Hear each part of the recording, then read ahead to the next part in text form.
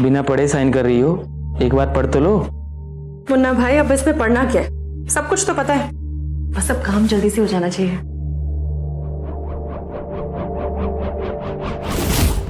ये रहे डिवोर्स के पेपर्स। अरे इससे तो हम लोगों ने बहू नहीं बल्कि अपनी बेटी की तरह समझा था, और इसने हमारे ऊपर ही दहेज का झूठा इल्जाम लगा दिया। अरे झूठे हैं ये लोग। देखिए इस पेपर्स पे इसके साइन है कि नहीं। क्या आप जानते हैं दहेज का झूठा इल्जाम लगाने का मतलब क्या होता है? वो लोग आप पर मानहानि का दावा कर सकते हैं, आप लोगों को जेल भी हो सकती है।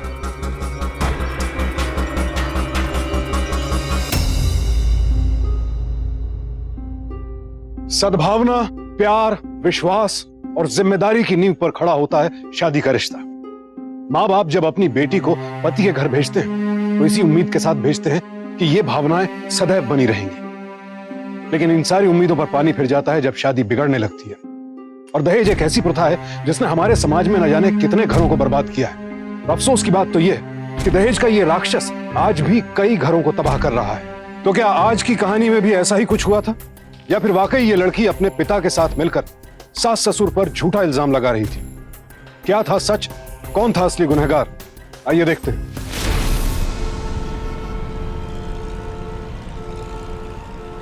बड़ी सुंदर है आपकी बहू। हाँ जी। मम्मी जी चाय। हाँ बेटा यहाँ रख दो। अरे शादी के वक्त तो तू बड़ी सोहनी लगती थी, अब क्या हुआ तुझे? अरे बहन जी, अब इसमें इसका क्या कसूर है? देखिए ना, हमारा प्रतीक 1 साल से कनाडा में बैठा है। अब जिसका पति 1 साल से फॉरेन में हो, वो बेचारी पत्नी यहाँ दुखी तो होगी ना। अब देखिए ना बहन जी, प्रतीक बेचारा वहां से कितनी कोशिशें कर रहा है कि इसका वीजा जल्द से जल्द आ जाए, लेकिन पता नहीं क्यों इस बार वक्त थोड़ा ज्यादा ही लग रहा है। लेकिन देखिए हमारे लिए तो बहुत अच्छा है, क्योंकि रेशमा बिटिया हमारे साथ थोड़ा वक्त और गुजार पाएगी। और वैसे भी इसकी ट्रेनिंग चल रही है ना। किस चीज की ट्रेनिंग जी? वो क्या है ना कि जहाँ हमारा प्रतीक काम करता है ना, वहाँ पार्टी शार्टी थोड़ी ज्यादा चलती है, इसीलिए थोड़ा डांस क्लासेस, थोड़ी एटिकेट्स और हाँ, अंग्रेजी भी सीखना पड़ता है। आप तो अपनी बहू का बहुत ख्याल रखते हैं, सच में ऐसी ससुराल तो हिंदुस्तान में कहीं मिलेगी नहीं। देखिए बहन जी, हमारे यहाँ तो बहू को भी बेटी के रूप में देखा जाता है, और रेशमा तो हमारी बहू भी है और बेटी भी। अब देखिए ना, बातों में ख्याल ही नहीं रहा, इसके डांस क्लास का टाइम हो गया है। रेशमा बेटा, तुम्हारी डांस क्लास का वक्त हो रहा है ना, जाओ तैयार हो जाओ। ठीक है, मैं भी चलती हूँ, मुझे भी घर में बहुत सारा काम है। अरे बेटा थोड़ा मुस्कुरा लिया करो, इतनी अच्छी ससुराल मिली है तुम्हें। हाँ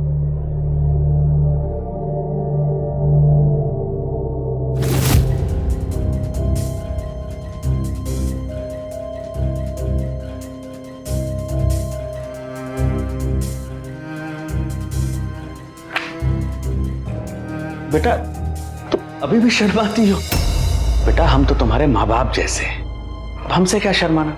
वैसे भी तुम्हें कनाडा में जाके हाई सोसाइटी में उठना बैठना। हाँ जी, सही में महंगाई का जमाना आ गया। अब यही देख लीजिए ना, रेशमा के डांस क्लासेस, अंग्रेजी क्लासेस की फीस, ये सब मिलाकर इतना खर्चा। नहीं जी, मैं कह नहीं रही हूँ, मैं तो बस। हाँ, लीजिए अपनी बेटी से बात कीजिए, बहन जी का ख्याल रखिएगा। हाँ जी, नमस्ते। लो बेटा, पापा जी से बात करो। और हाँ, कल मुन्ना आने वाला है ना, तो पापा जी से बात कर लेना। हाँ लो।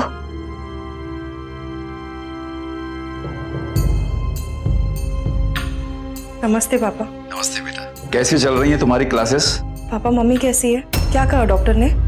कीमोथेरेपी ठीक चल रही है ना? अरे बेटा, मम्मी की केमो बिल्कुल फर्स्ट क्लास चल रही है। अभी अभी दवाई खिलाई है, सो रही हैं। डॉक्टर ने कहा है कि 90% चांसेस है रिकवरी के। और हाँ बेटा, डॉक्टर ने कहा है कि इन्हें किसी भी तरह का कोई स्ट्रेस नहीं होना चाहिए।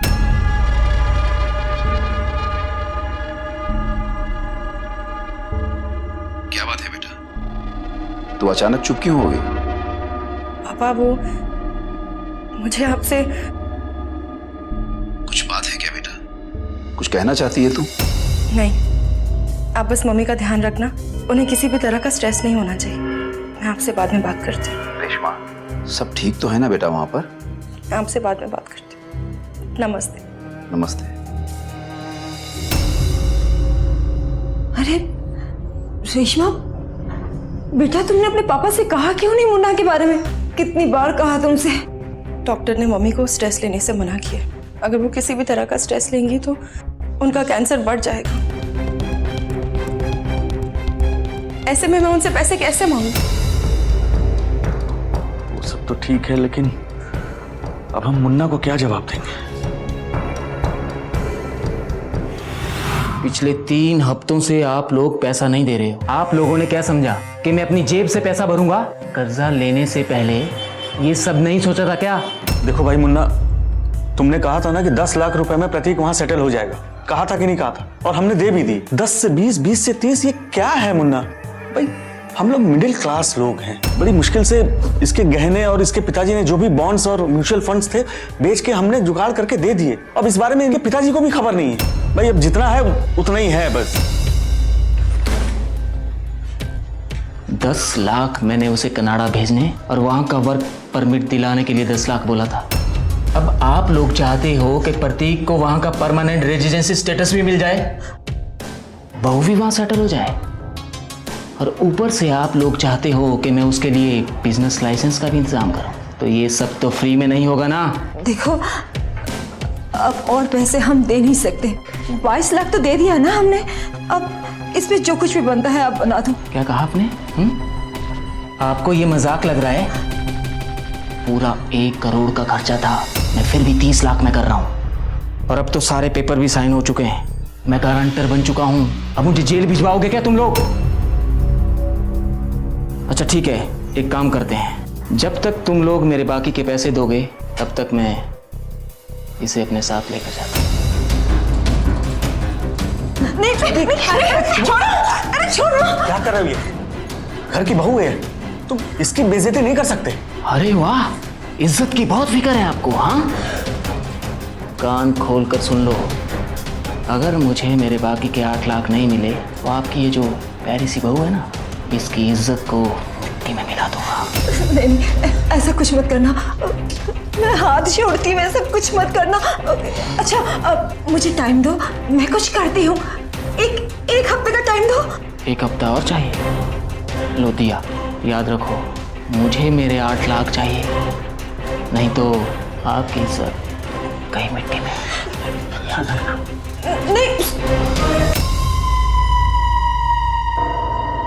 ले बेटा पानी पी ले। बचा ले बेटा, घर की इज्जत बचा ले।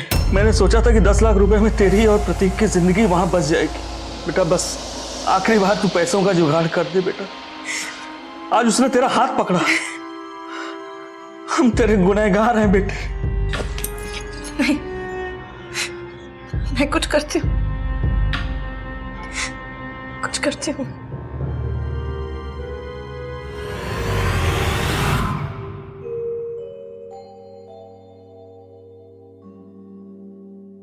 बेटा। हाँ ले ले, प्रतीक का फोन है। प्रतीक, मेरे वीजा को कितना टाइम लगेगा? बस थोड़ा टाइम और दे दो मुझे। अच्छा सुनो, सॉरी, मुन्ना की हरकतों के बारे में सुना मैंने। वो हमारी सिचुएशन का ना बहुत ही फायदा उठा रहा है। प्रतीक, इतने सारे पैसे मैं कहाँ से लाऊं? रेशमा, मैं भी यहाँ पे बहुत फंस गया हूँ। मेरा तो अब मन करता है वापस आ जाऊँ, लेकिन नहीं, वहाँ पर हमारा फ्यूचर नहीं है। रेशमा प्लीज, आखिरी बार पैसों का जुगाड़ कर लो, हमारी जिंदगी बदल जाएगी। रेशमा, रेशमा मैं यहाँ पे बहुत अकेला महसूस करता हूँ। यहाँ पे कोई नहीं है मेरा। रेशमा प्लीज, मैं यहाँ से कुछ नहीं कर सकता, सब तुम्हारे ऊपर निर्भर है अभी।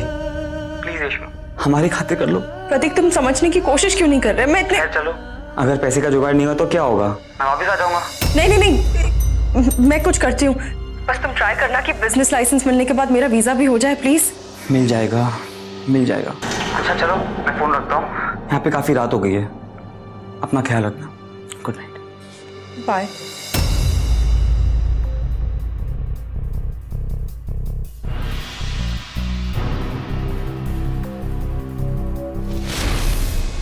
कितने दिनों के बाद आज तू आई है यहाँ। अब तो तू कनाडा चली जाएगी, पता नहीं अब तुझे वापस देख पाऊंगी कि नहीं। अगर जिंदा रही तो। माँ, कैसी बातें कर रहे हैं आप? अच्छा ये बता, तू कौन से चीजों की ट्रेनिंग ले रही है? अंग्रेजी, डांस क्लास और कंप्यूटर की। हाँ बेटा बता, कुछ खास बात करनी है तुझे? वो पापा, मुझे आपसे बेटा ये पिछले 2 दिनों से हाँ पापा ना पापा ये आधी अधूरी बातें क्यों कर रही है? सब ठीक तो है ना वहां पर? जी सब ठीक है। तो फिर बात क्या है बेटा? पड़ोस में किसी की शादी है और मैं अपने गहने पहन के बहुत बोर हो गई हूँ। आप मुझे अपना वो डायमंड सेट देंगे? बेटा मेरे गहने तेरे ही तो है, और वैसे भी उसको रखकर मैं क्या करूंगी? तू बैंक के लॉकर से लेकर जरूर पहनना। लो जी, इतनी सी बात करने के लिए आपकी लाडली बेटी झिझक रही थी। ठीक है, तो मैं बैंक से निकाल दूंगी अभी। अरे बेटा इतनी जल्दी? अभी तो आई है ना तू। माँ थोड़ा जल्दी में हूँ, मैं वापस आऊंगी ना।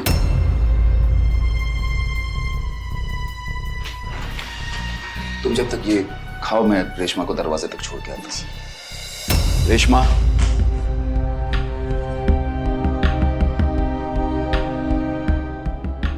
जी पापा। सब ठीक तो है ना बेटा? पापा बार बार एक ही सवाल क्यों पूछ रहे हैं? क्योंकि बेटा श्राद्ध का महीना है, इस समय भला किसकी शादी हो सकती है? वो हमारे पड़ोस में ही रहते हैं, उन्हें भी कनाडा जाना है ना, इसीलिए श्राद्ध में शादी कर रहे हैं ताकि वीजा जल्दी मिल जाए। अच्छा, शादी करते ही वीजा मिल जाएगा? जी। तो फिर तुझे अब तक क्यों नहीं मिला? तुझे तो 1 साल से ज्यादा हो गया है ना शादी किया। मिल जाएगा ना पापा। वो प्रतीक को बिजनेस लाइसेंस मिलते ही वो वाइफ को ना वीजा मिलने में थोड़ा टाइम लगता है। मैं चलती हूँ, मैं बाद में मिलती हूँ आपसे।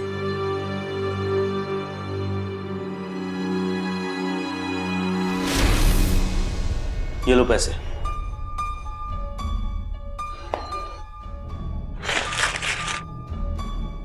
इसको मिलाकर पूरे 30 लाख हो गए। प्रतीक को कनाडा में सारे पेपर्स मिल जाएंगे। और बहू का वीजा? उसके लिए 5 लाख और चाहिए। क्या? मैं और पैसे नहीं दे सकती? अरे 5 लाख और कहां से लाएंगे हम इतने पैसे? तुमने तो कहा था कि 30 लाख से सब कुछ हो जाएगा। अब थोड़ा बहुत ऊपर नीचे तो होगा ना। वहां की सरकार और यहाँ की सरकार दोनों को खिलाने में कम से कम 8 लाख खर्चा हो गया है मेरा। मुन्ना, हम इतने पैसे कहां से लाएंगे? पहले ही बहू ने अपनी माँ के गहने गिरवी रख के 8 लाख का इंतजाम किया है। बस 5 लाख और। अब आप लोग डिसाइड कर लो कि इसको वहां जाना है कि नहीं। मैं 23 तारीख को वापस आऊंगा, तब तक पैसों का इंतजाम करके रखना। प्रतीक को लाइसेंस नहीं मिलेगा ना? चलेगा, वो कोई जॉब कर लेगा। आप बस मेरा वीजा बना दीजिए, मेरे पास और पैसे नहीं है। अरे रेशमा बेटी तू क्या कह रही है? मम्मी जी आप समझ क्यों नहीं रही हैं? ये लाइसेंस के नाम पे हमसे पैसे लेते जा रहे हैं। मेरे पास और पैसा नहीं है, आप बस मेरा वीजा बना दीजिए। आप अपने आप को समझती क्या है? हाँ, आज आप कहती हैं आपको बिजनेस लाइसेंस चाहिए और कल कहती हैं नहीं नहीं आपको बिजनेस लाइसेंस नहीं चाहिए। राशन की दुकान में खड़े होकर दाल चावल खरीद रही हैं क्या? चल मुन्ना, उस बेचारे को कुछ मालूम नहीं है। चल बाहर चल, समझाओ इसको। मैं समझाता हूँ। मम्मी जी इतने सारे पैसे कहाँ से लाऊं मैं? रेशमा बेटा 5 लाख के लिए तू चाहती है कि प्रतीक बिजनेस ना करके जॉब करे? ये कैसे विचार है तेरे? अरे कनाडा में रहने से फायदा तेरा होगा, हमारा नहीं।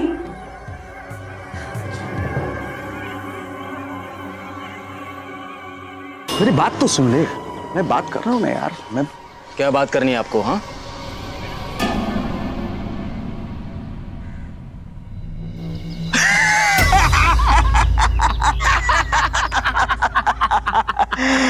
एक मिनट रुकिए। ये रखिए अंकल। अच्छा सुन, बाकी के पैसे प्रतीक को दे देना और हाँ अपना कमीशन भी रख लेना। लगता है यार अब आगे वाले 5 जो मिलने हैं ना बहुत मुश्किल से मिलने वाले हैं। जब इतने पैसे खींच लिए हैं तो बाकी के 5 लाख भी खींच लेंगे। और आप देख लेना अंकल, अब की बार हम 20 लाख और खींचेंगे। और सीधी उंगली से नहीं तो उंगली टेढ़ी करके तो जरूर। मुन्ना, उंगली तो हमेशा अपनी टेढ़ी ही रहती है। मुन्ना अब तू निकल ले यहाँ से, समझा क्या? हाँ सुन, अगले गुरुवार को मिलना मुझे, तब तक मैं देखता हूँ कि आगे क्या करना है। चल निकल।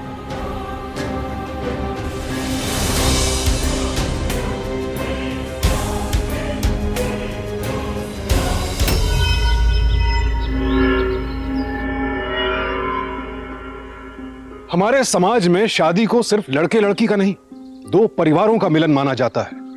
अपेक्षा यही की जाती है कि सास ससुर लड़की के माता पिता की जगह ले लेंगे। लेकिन ये किस तरह के लोग थे जो लालच में अंधे होकर अपनी बेटी जैसी बहू को इतना बड़ा धोखा दे रहे थे। और ये तो बस शुरुआत थी। इनका लालच इन्हें किस हद तक लेकर जाने वाला था, इसका किसी को अंदाजा भी नहीं था।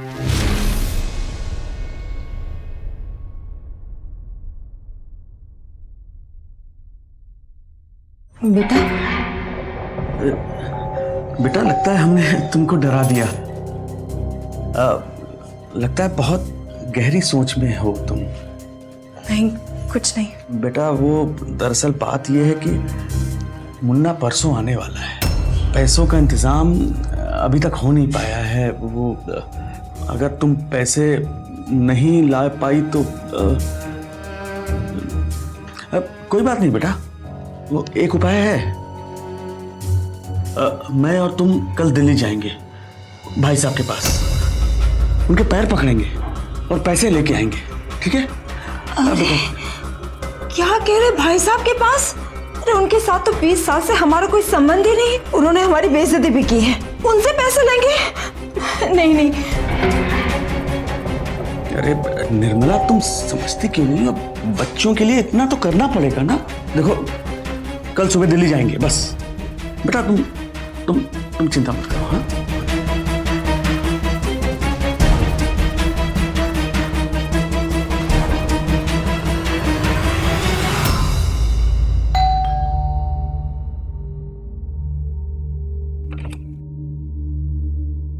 निगम साहब है? वो तो घर पे नहीं है। जानता हूँ, उनके बड़े भाई ने कुछ पैसे भेजे, सुबह फोन आया था। दीजिए।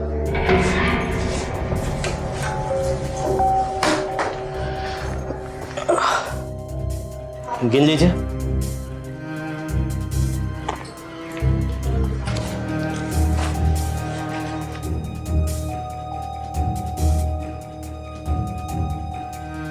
हाँ, लग तो ठीक रहे। मैं डैडी जी को बता दूंगी।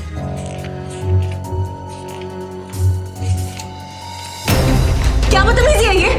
मैं अभी डैडी जी को फोन करती हूँ। निकली नहीं आती, जाइए। ये क्या कर रहे हैं आप? हाँ, दरवाजा क्यों बंद किया आपने? 1 मिनट। पैसे डिलीवर हो गए, लेकिन लड़की बात मान नहीं रही। कह रही निकल जाए यहाँ से। क्या कर रहे हैं आप? उधर ही रुकिए, पास में था। रुकिए वहीं पे। बात कर। हेलो, मेरी बात ध्यान से सुन। आजकल मार्केट में बिना ब्याज के लोन देने वाले नहीं मिलते हैं। मैंने और तेरे ससुर ने बड़ी मुश्किल से इसको बनाया है, तो अब तू अपने हिसाब से इसका ब्याज चुकता कर दे, बाकी मैं सब संभाल लूंगा। ये ले, अपने ससुर से बात कर।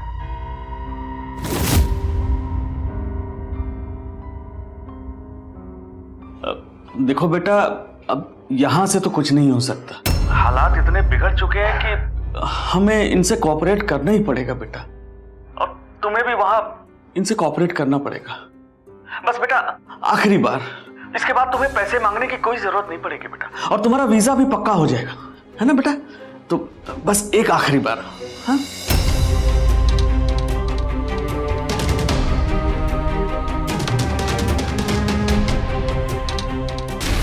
इंसान कहलाने लायक नहीं है ये लोग, जो पैसों के लिए अपनी बहू को बेचने तक के लिए तैयार हो गए। कितनी घटिया सोच है।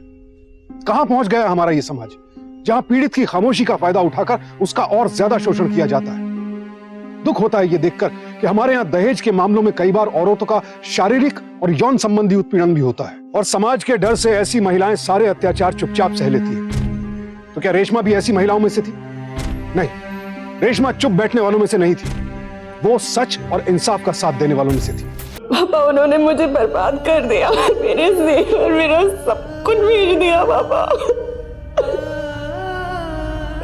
और पैसों के बदले एक आदमी भेजा उन्होंने। वो लोग उसी के साथ थे, वो लोग डिलीवर नहीं गए, तो उन्होंने मुझे झूठ बोला।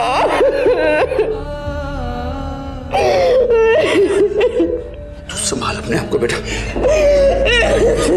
इधर बैठ।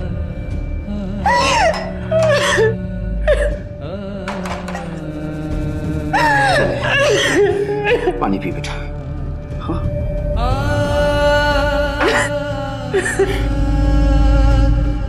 एक साल तक इतना सब कुछ तू सहती रही, तुझे मुझे ये पहले ही बताना चाहिए। पापा मेरे को लगा सब कुछ ठीक हो जाएगा पापा।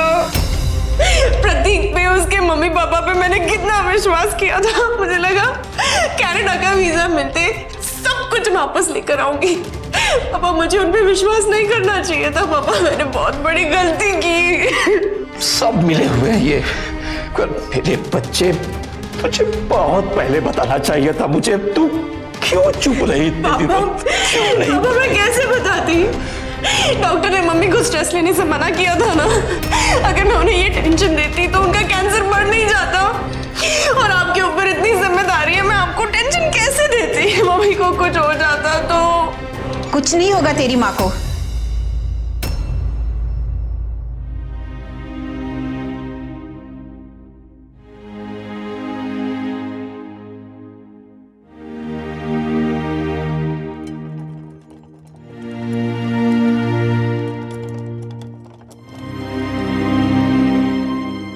जिस माँ के पास तेरे जैसी बेटी हो, उस माँ को कुछ नहीं हो सकता।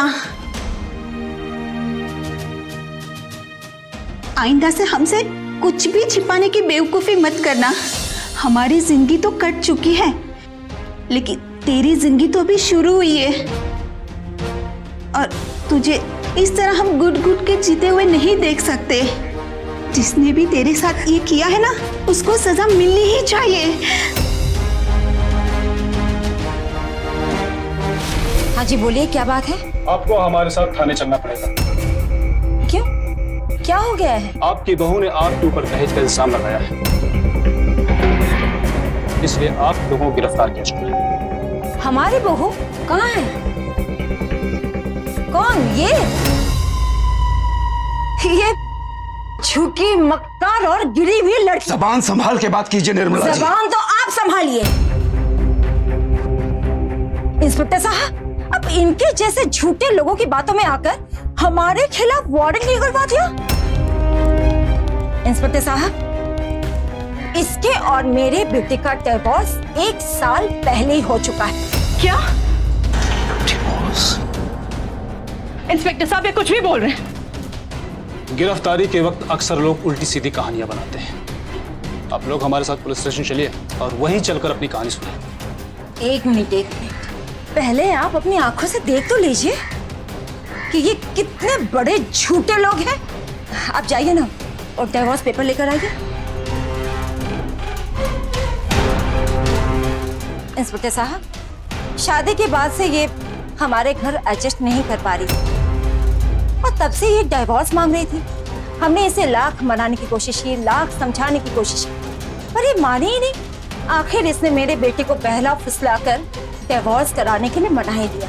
और मेरा बेटा इसकी बातों में आकर इसे डिवोर्स दे दिया और पूरी तरह टूट के वो कनाडा जाकर सेटल हो गया, यहाँ सब कुछ छोड़ छाड़ के। इंस्पेक्टर साहब ये झूठ बोल रहे हैं, ये सब इनकी चाल है। चाल हमने चली, चाल तो तुम दोनों बाप बेटी हमारे साथ चल रहे।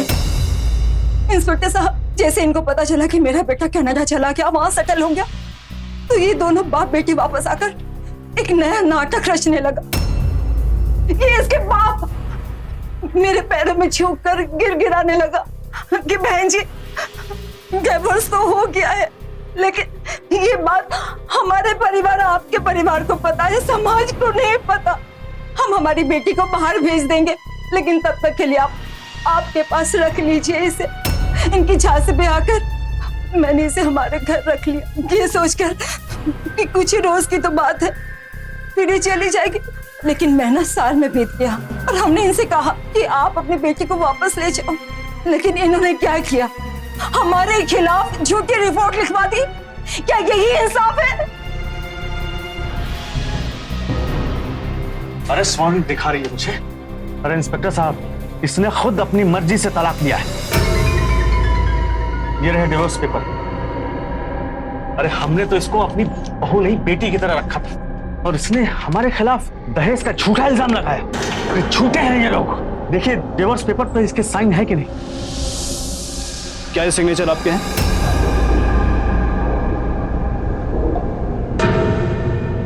क्या ये सिग्नेचर आपके हैं? हाँ, लेकिन मैंने ये साइन नहीं किया। क्या आप लोग जानते हैं कि दहेज जैसा झूठा इल्जाम लगाने का मतलब क्या होता है? आप लोगों ने झूठी रिपोर्ट क्यों लिखवाई? इंस्पेक्टर साहब, ये लोग झूठ बोल रहे हैं। मैंने किसी डिवोर्स पेपर्स पे साइन नहीं किया है। मैं और मेरे पति अभी भी शादीशुदा हैं। ये डॉक्यूमेंट्स फर्जी हैं। लेकिन मुझे तो ये कागज फर्जी नहीं लगते। बिना पढ़े साइन कर रही हो, कम से कम पढ़ तो लो। मुन्ना भाई, इसमें पढ़ना क्या है? सब कुछ तो पता है, बस ये काम जल्दी से हो जाना चाहिए। इंस्पेक्टर साहब, मुन्ना आया था घर पे, वो कनाडा के वीजा पेपर्स पे साइन लिए थे उसने। मुझे लगता है इन लोगों ने ना पेपर्स चेंज कर दिए थे। अच्छा, तो उस चक्कर में आपने साइन कर दिया। और पेपर पर साइन करते वक्त आप उसे पढ़ते नहीं थे क्या? मैंने पेपर्स पढ़े थे, लेकिन मैंने हर एक पेपर को ध्यान से थोड़ी देखा था। इंस्पेक्टर साहब, भला आप ही सोचिए कि इस तरह के पेपर पर मेरी बेटी साइन क्यों करेगी? वो क्यों तलाक चाहेगी? इन लोगों ने जानबूझकर उससे इन पेपर्स पर साइन ली होगी, जबरदस्ती की होगी उसके साथ। इंस्पेक्टर साहब, हम लोग ऐसे नहीं हैं, ऐसा नहीं कर सकते हम लोग। चलिए मान लेते हैं कि ये लोग चालाकी के साथ आपकी बेटी सिग्नेचर करवा लें, लेकिन क्या यह बात आप कोर्ट में साबित कर सकते हैं? और जब तक आप ये बात कोर्ट में साबित नहीं कर सकते, इसे डिवोर्स से माना जाएगा और आपकी ये कंप्लेंट गैर कानूनी मानी जाएगी। हम इन्हें गिरफ्तार नहीं कर सकते। और अगर ये लोग चाहें तो आपके ऊपर मानहानि का मुकदमा भी दर्ज कर सकते हैं। बेहतर यही होगा कि आप अपनी कंप्लेंट वापस ले लीजिए।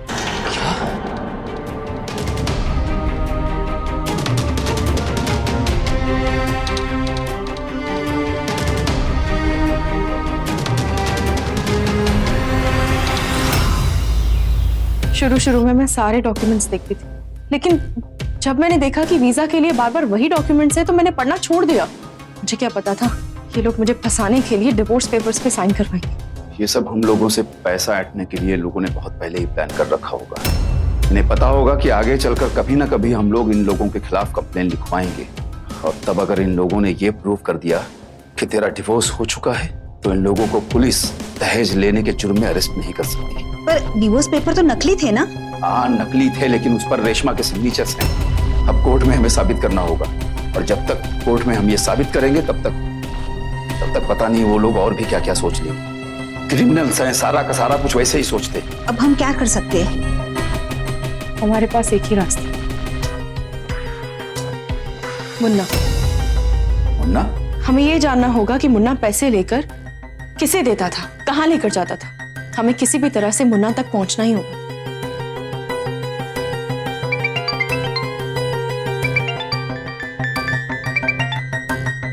हेलो जी? हाँ, लेकिन हम क्यों? अरे लेकिन ठीक है, मैं आता हूं। पुलिस स्टेशन से फोन था, बुलाया है हम लोगों को। उन लोगों ने हमारे खिलाफ चोरी की कंप्लेंट की है। एक डायमंड का नेकलेस था और एक हफ्ते पहले तक ही तो था, लेकिन उसे भी इन लोगों ने बेच दिया। इंस्पेक्टर साहब, ये झूठ बोल रहे हैं। वो मेरी माँ का डायमंड नेकलेस था और इन लोगों ने मुझे मजबूर किया था उसे बेचने के लिए। क्या तेरी माँ का नेकलेस था? एक और झूठ बोल रही है। हे भगवान! ठीक है, अगर तेरी माँ का था ना, तो साबित करके दिखा। देखा इंस्पेक्टर, पहले तो इन्होंने हमें ब्लैकमेल किया और फिर हमारे खिलाफ झूठी रिपोर्ट लिखवाई, और अब एक और झूठ। इस तरह कितने झूठ बोलते रह रहे हैं लोग। देखिए, आप लोग आपस में बच्चों की तरह मत लड़िए। अब एक दूसरे के ऊपर आरोप लगाने से पहले आप लोग क्यों नहीं आपस में बैठकर इस मामले को सुलझा लेते? अगर कोई हल नहीं निकलता है तो फिर एफआईआर दर्ज करवा दीजिएगा। हम भी तो वही चाहते हैं इंस्पेक्टर साहब। अगर आप भी यही चाहते थे तो मुझे फोन कर सकते थे। ये पुलिस स्टेशन का नाटक करने की क्या जरूरत थी? चलिए आइए, कीजिए बात, क्या करनी है, आइए बाहर। देखिए, बात सीधी सी है, और हम अगर चाहते ना तो आप लोगों के ऊपर मानहानि का मुकदमा ठोक सकते थे, लेकिन हमें तो सिर्फ अपने पैसों से मतलब है। वो आखिरी के 5 लाख रुपए दे दीजिए और बात खत्म हो जाएगी। और 1 आध महीने की तो बात है ना। और अगर नहीं दिया तो? अब अगर नहीं दिया तो पुलिस और कोर्ट कचहरी के चक्कर काटते रहिए। देखिए शर्मा जी, 1 महीने में प्रतीक का लाइसेंस आ जाएगा, और फिर उसके बाद आप लोगों को पैसे देने की कोई जरूरत नहीं पड़ेगी। और फिर आप तो जानते हैं कि कोर्ट कचहरी और पुलिस के चक्कर में कितना पैसा बर्बाद हो जाता है। सालों लग जाते हैं केस चलते, और आप लोग इज्जतदार लोग हैं, और आपकी वाइफ भी कैंसर के पेशेंट है। उनके ट्रीटमेंट में भी काफी पैसे लगेंगे। मेरी बात मानिए, मैं 24 घंटे का टाइम दे रहा हूं आपको, वरना फिर परसों इसी पुलिस स्टेशन में मिलेंगे।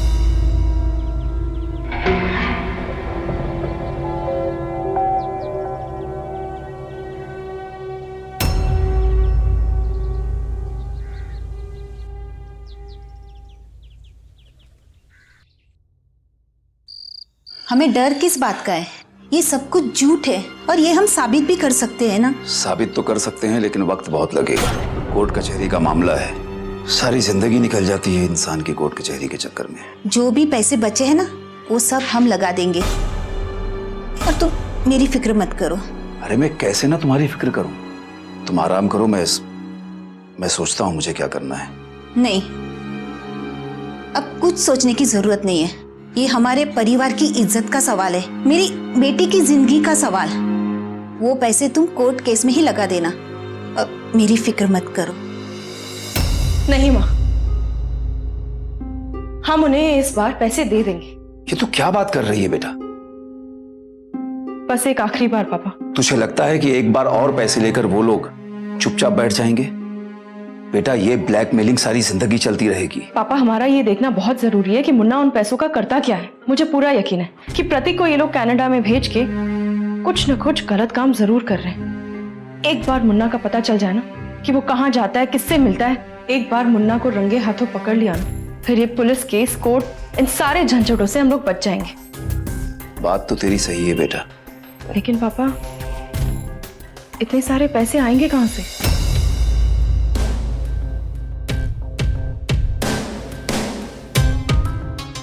पैसों की चिंता मत कर बेटा, कुछ पैसे हैं अकाउंट में, एक एफडी भी है और कुछ ज्वेलरी। कुल मिला के बेटा ये 3 लाख के करीब तो हो ही जाएंगे। पापा, वो माँ के इलाज के लिए हैं। बेटा, हमने हमारी जिंदगी जी ली है, और अगर मैं अपनी बच्ची की जिंदगी तबाह होते हुए देखकर भी कुछ ना कर पाऊं, तो ये जीना भी कोई जीना है क्या? और तू फिक्र मत कर, सच्चाई हमारे साथ है। हाँ बेटा, तो बिल्कुल चिंता मत कर। मैं कल ही तेरे ससुराल जाऊंगा और ये रुपए उन्हें देकर आऊंगा, और ये भी देखूंगा कि ये मुन्ना कौन है। पापा, मैं भी आपके साथ चलूंगी। नहीं बेटा, तूने बहुत कुछ सह लिया और हिम्मत भी खूब दिखाई है। अब जो भी करना है वो मुझे करना है।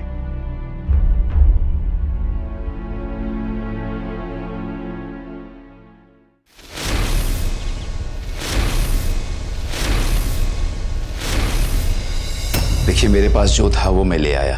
3 लाख रुपए मैं लेकर आया हूँ, इतना ही था मेरे पास। मुझे 1 हफ्ते का वक्त दे दीजिए, मैं बाकी के 2 लाख रुपए भी आपको लाकर दे दूंगा। शर्मा जी, आधे घंटे में मुन्ना आ जाएगा यहाँ, और उससे कैसे भी करके आज 5 लाख रुपए देने हैं। पर भाई साहब, अच्छा मुझे 1 दिन का तो वक्त दीजिए, आप ही समझाइए ना, सिर्फ 1 दिन का। मैं बाकी के पैसे दे दूंगा आपको लाके। अरे आप समझ क्यों नहीं रहे शर्मा जी? मुझे 5 लाख रुपए चाहिए आज ही। अच्छा ये तो रख लीजिए, ये रख लीजिए ना, मुझे थोड़ा सा वक्त, बस कल तक का। मैं कैसे भी करके कहीं से भी कल आपको लाके दे दूंगा, कहीं से भी लाके दे दूंगा, प्लीज। लेकिन सिर्फ कल तक का दे दो। कल तक अगर मुझे मेरे पैसे नहीं मिले ना, कोर्ट चला जाऊंगा मैं। और हाँ, वो मानहानि का केस याद है ना आपको, कि भूल गए आप? जी जाइए। अरे बेटा, अभी भी तो आया है वो, जैसा तूने बताया था वही है। छोटी सी हाइट और दुबला पतला सा, रंग थोड़ा गोरा, और ब्लैक कलर की बाइक है बेटा उसकी। हाँ पापा, वही है। हाँ, अच्छा सुन बेटा, मम्मी की दोपहर की दवाई दे देना। हाँ पापा, दवाई दे दी मैंने, लेकिन आप थोड़ा संभाल के।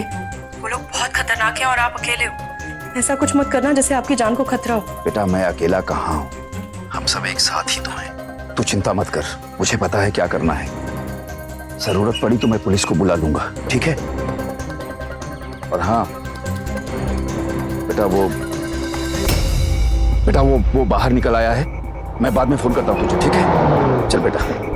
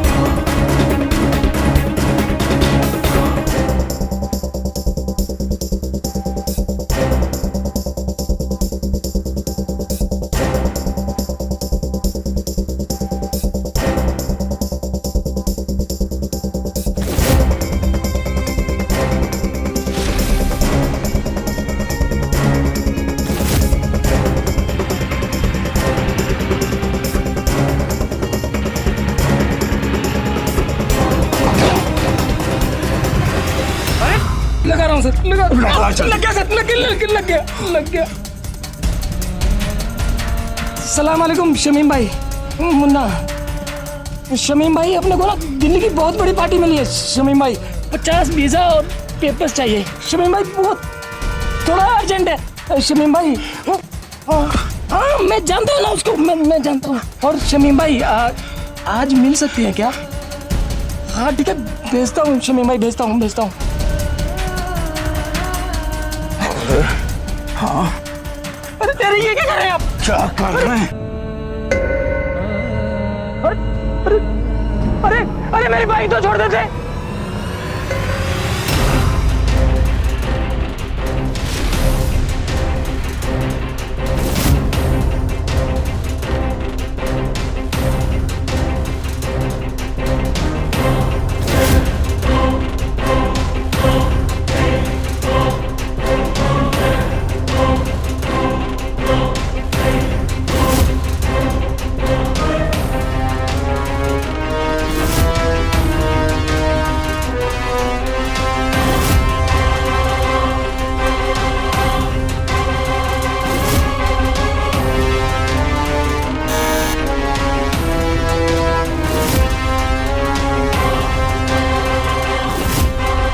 हाँ जी, किसने भेजा?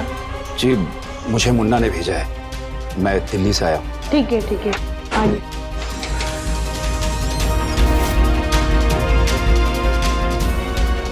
ये नंबर इस वक्त व्यस्त है, कृपया थोड़ी देर बाद डायल करें। हाँ जी, मैं देख रहा हूँ आपके एप्लीकेंट के पेपर्स पर, पेपर सही नहीं है, नए बनवाने पड़ेंगे, खर्चा उतना ही आने वाला है। जी हाँ बोलिए। कनाडा का ना वीजा लग जाएगा? मैंने आपको कहा वर्क वीजा नहीं है उसका।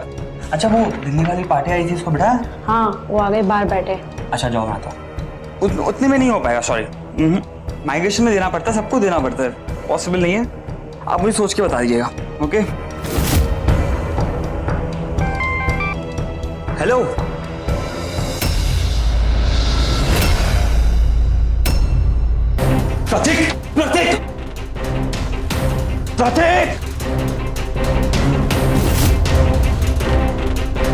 प्रतीक रुक जाओ।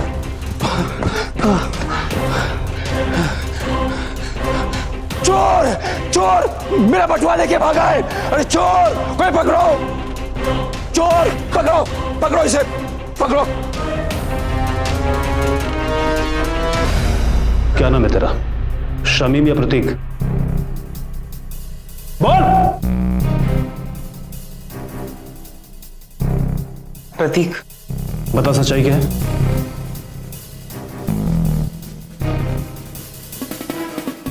असल में मैं कनाडा गया ही नहीं था, बल्कि मैं लोगों को कनाडा भेजने का और उनका वीज़ा निकालने का फर्जी धंधा करता हूँ। मुझे मेरे बिजनेस के लिए बहुत सारे पैसे चाहिए थे, तो मैंने और मेरे परिवार ने सोचा कि हम रेशमा और उसके परिवार से पैसे निकालेंगे। इसीलिए कनाडा जाने के बहाने मैं अंडरग्राउंड हो गया। मैंने रेशमा को अपने बिजनेस की लाइसेंस की और वीज़ा की झूठी कहानी बताकर पैसे निकालने लगा। हमें पता था कि अगर ऐसे पैसे निकालेंगे हम, तो उन्हें हम पर कभी शक नहीं होगा। एक मिनट शर्मा जी, इन दोनों को अंदर डालो, इनकी भी तो खातिरदारी करनी है। खत्री, इस लौंडे को अंदर डालो और इसकी रिपोर्ट तैयार करो। रेशमा, मुझसे बहुत बड़ी गलती हो गई, आखिरी बार माफ कर दो मुझे प्लीज। हर बार आखिरी बार नहीं होता।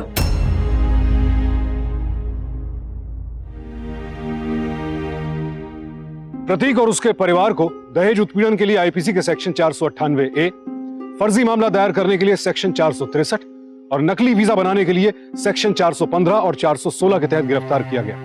मुन्ना को महिलाओं के शारीरिक उत्पीड़न के लिए सेक्शन 354 और यौन शोषण के लिए सेक्शन 509 के तहत गिरफ्तार किया गया। प्रतीक और उसका परिवार रेशमा पर लगातार जुल्म करते चले गए और रेशमा चुपचाप सहती गई। यह रेशमा की बहुत बड़ी गलती थी, क्योंकि जुल्म करने वाला भी उतना ही दोषी होता है जितना कि जुल्म सहने वाला। याद रखिए, जब भी अत्याचार से सामना हो तो उसी वक्त फौरन आवाज उठाएं, क्योंकि आपकी एक आवाज पर आपके करीबी दोस्त, आपका परिवार आपकी ताकत बनकर आपके साथ खड़े हो जाएंगे। और जब परिवार साथ होता है तो बड़ी से बड़ी मुसीबत भी आपका बाल भी बांका नहीं कर सकती।